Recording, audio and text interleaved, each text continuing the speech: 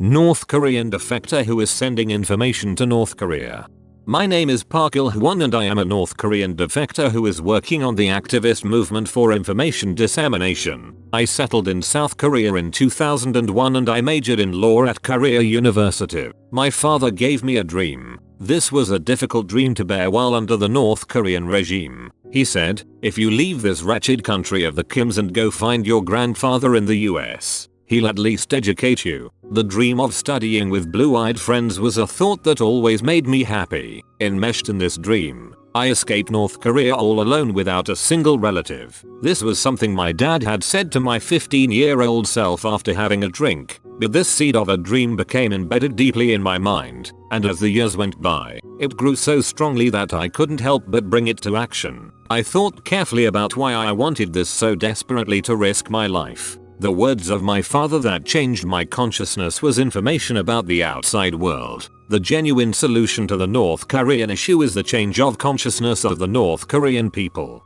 To resolve the issue of North Korean nuclear weapons, there may be different opinions between the Democrat and Republican parties, but despite the change in administration, information dissemination in North Korea is a movement that must continuously go on. When looking at issues of Muslim refugees or ISIS that show the appearances of clash of civilizations, the above can be said with even more conviction. In the end, even if a totalitarian regime is removed, if there is no change in consciousness of the people as a foundation, diplomatic approaches or military methods to remove a regime are not solutions for the root issue. The change that I experience through the information dissemination that we do to send in USBs or SD cards to North Korea, thus the change of consciousness among the North Korean people, must be established first as a foundation. Please refer to the link below to find out more details about our information dissemination work. On Wednesday, the 7th of December from 10 AM 11 AM KST, Tuesday, the 6th of December 8 PM 9 PM EST, I'll be answering your questions. Thank you. What is your opinion on foreigners taking tours in North Korea? The trip to North Korea is the tour of a pseudo-fantasy North Korea. It is a joke. Your hotel is on an island that you cannot leave unsupervised. You cannot take pictures without permission. You are not allowed to enter stores and shops. You are not allowed to talk to the locals. And they are not allowed to talk or acknowledge you. You have to obey very strict rules and you can easily land yourself into 15 years of hard labor for petty theft. No joke. They do their best to make you feel like you are on a middle school field trip vacation. But it's no true experience of North Korea. What was the moment when you realized, now or never, this is my chance to go? When I was 18, just after I took a physical exam for military service, I was scared because at that time military service was 12 years, so I knew I would not be able to come back home until I was 30 years old. I started to dream about leaving when I was 15 but I knew I had to leave at age 18. My family background was also bad, because my grandfather lived in the US. So even if I had gone to the military, I would not have been able to become a party member, so I had no choice but to follow my dream. North Korea has a very negative reputation but I am wondering, in your personal opinion, is there anything good about the country? Because collective action and lifestyles are so important, people don't use the word loneliness very much. Although it is in the dictionary, it is not a word that people use to describe their daily life. So North Korean people do not have time to be lonely and in my experience, there is very little depression or suicide in North Korea caused by loneliness. What are your dreams for your home country? Do you think things will change? Do you worry about your safety now that you're out?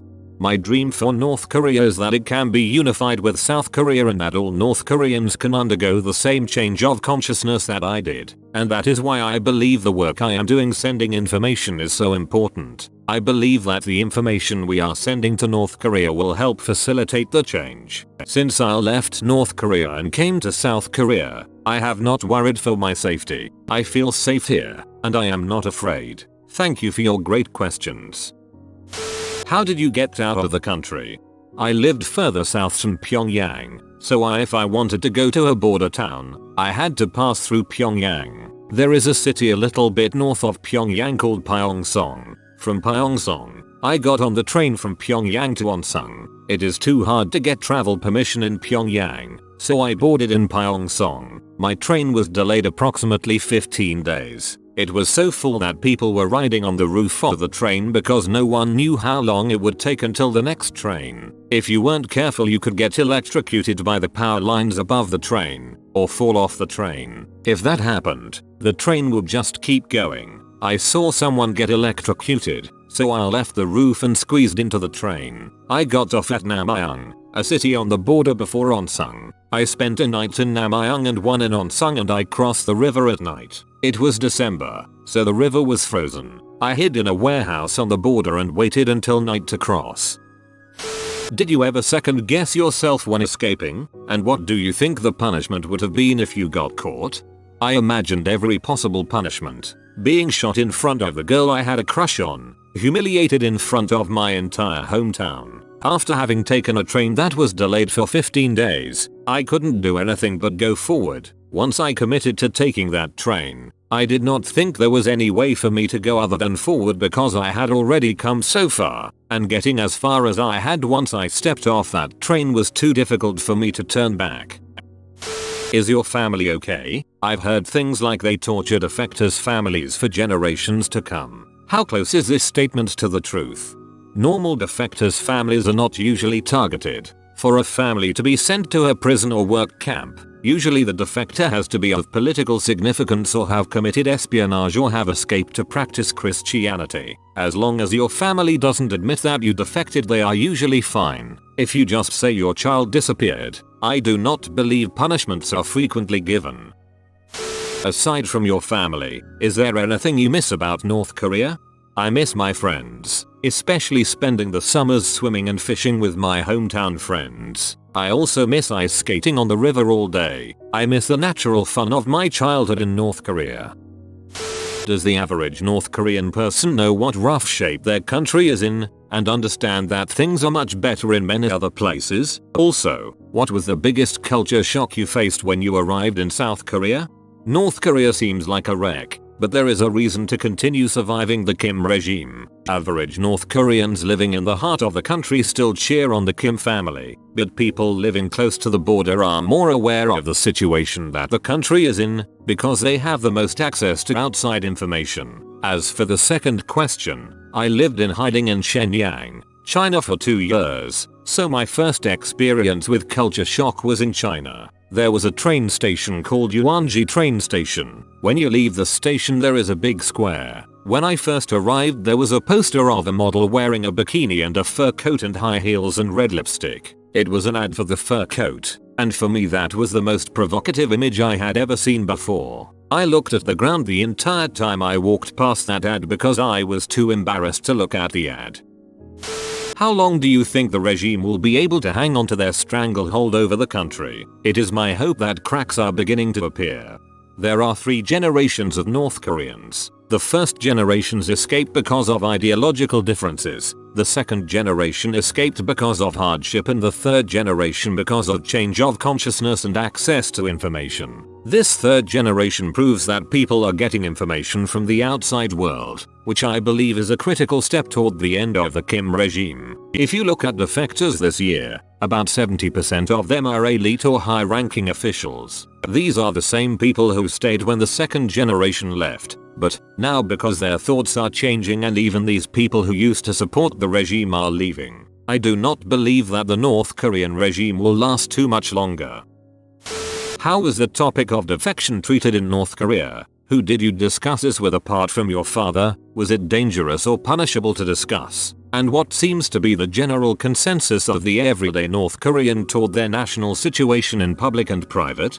The difference between people living along the border and people living within the heart of the country is very large. People living in the heart of the country do not even use the word defector. Instead they use more demeaning terms like runaway. More than 90% of defectors have come from the border towns. I only discussed escaping with my father because it was too dangerous to mention to anyone else. If the security agency asked my father about my disappearance, he would say he didn't know, and that I just disappeared because being related to a defector is dangerous. In the border towns, people are very aware of the situation that North Korea is in both economically and politically. In the heart of the country, however, people blame hardships on US. imperialism and sanctions. In other words, everyone knows that living in North Korea is difficult, but people with greater access to media beyond that provided by the state are more aware that the North Korean government has played a role in causing their suffering.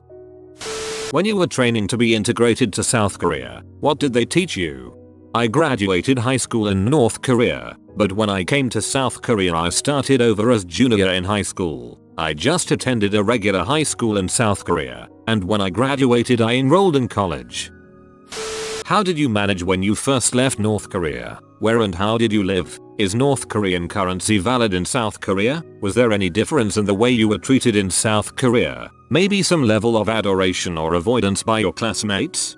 When I first left North Korea, I lived in China. My father prepared me to leave and gave me connections in China as well as information to get me in touch with my grandfather in the US. Until Kim Jong-il. Since 1995 until now, North Korea has redone its currency 3 times. Every time this happens, the government takes money from the citizens. The banking system is not well used, so in order to control inflation, the government had to remake its money and invalidate the old currency frequently. Because of this in illegal markets, as well as abroad, people have lost faith in North Korean currency and prefer to use US dollars or Chinese yuan. When I left, although I had North Korean money, I threw it away when I got to the border towns because I was afraid it would get me caught. When I arrived in South Korea, because I opened myself up and started to approach people, they mostly treated me well.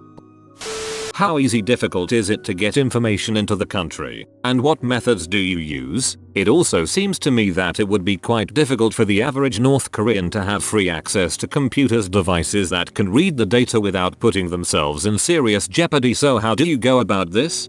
The hardest part is dealing with North Korean security agents. The security agents are very good at their jobs, which makes sending information without getting caught difficult. We usually distribute information in illegal marketplaces on USBs, SD cards, DVDs and CDs because you can access the information on them without any internet access, and people just need computers or smartphones to view the contents. In the past we have also distributed radios. We have done a survey in North Korea and about 3 million people have access to computers. However, distributing USBs and SD cards to the heart of North Korea is still much harder than it is to distribute them in the border towns. Additionally, the majority of people with computer access live in the border towns, so our biggest challenge is still to provide people living in the heart of the country with outside information.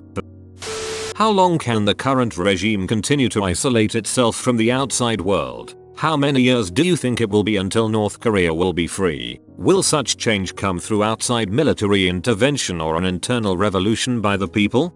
Because of the state of international politics, an outside military intervention seems unlikely, and an internal revolution will not be possible until North Koreans' consciousness changes and the people realize what the outside world really is like. No one knows when the regime will end, but this regime cannot last forever. What sort of information? News from around the world? Videos of the Trailer Park Boys? Note, apparently the boys from Sunnybrook Trailer Park are a hit in South Korea. News that the Donald will turn North Korea into a layer of glass if Supreme Leader fricks around. We send movies and TV shows from both the US and South Korea. We also send documentaries and an offline Wikipedia. Everything we send is meant to show what daily life and government and economic systems outside North Korea look like. As far as the Trailer Park Boys go, I do not believe we have sent that to North Korea yet, but we will definitely look into it. As far as Trump is concerned, because his presidency has not yet started, and it takes time to compile information to send to North Korea, we have not yet sent anything relating to Trump. How true are the media and stereotypes on North Korea? Is North Korea as messed up as we know, or is there some fault or a possibility that hate against North Korea is a result of Western propaganda? Considering the fact that North Korea is highly isolated, how can we be certain of the things we know? Most of what is shown in the media about North Korea is based on facts. For example, the people are starving and living in an information blackout. Even if what you see in the media is, to some extent, propaganda, because the West has much freer access to information. Comparing sources and checking facts make it easy to confirm what you know. Unfortunately, this is the last question we have time for today. Thank you to everyone for participating, and hopefully we will be able to have another AMA to answer more of your questions soon. You have been visited by the gentle doggo. Subscribe to Updoot and he will help you by lowering your stress. Thanks for watching. If you are new to the channel, you can subscribe. I publish new videos every day. Until then, check another video, or don't. Either way, have a great day you magnificent people.